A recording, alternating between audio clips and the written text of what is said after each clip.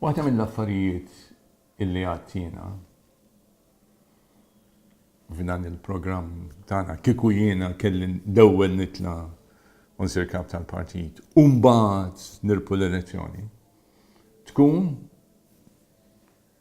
illi aħna dal-pajjiż nibdew biex nieħdu ħsieb l-ambjent imma b'mod serju.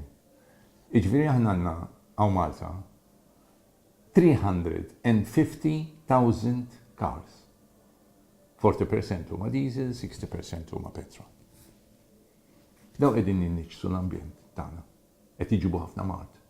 Il-kanser tal-lung, kanser tal-pulmun, asma, problemi fiċ-ċirkolazzjoni, eccetera. Inti jekk tkun qiegħed fit-traffic, ħin kollu iddaħħal f'nifsek il-pollution tal-karozza ta' qudiemek. Id-diesel l-ar. Illum nafu li hemm ħafna gassijiet, speċjalment il-NOx gases, illi jġibu l-mart. U jiena l-proposta tiegħi tkun illi nibdew bl-iktar karozzi antiki, mhux il-classic cars biex niftehmu dak qed tista' żommu. Imma l-iktar karozzi antiki dawk li huma aktar minn 10 snin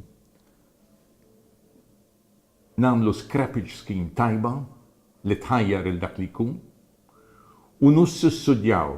Jiġifieri kien titnaħħi karozza diesel li qiegħda tħammeġ l-ambjent. Aħna ntuk scrappage scheme, ntuk flus. Tal-li ħad iskrappja.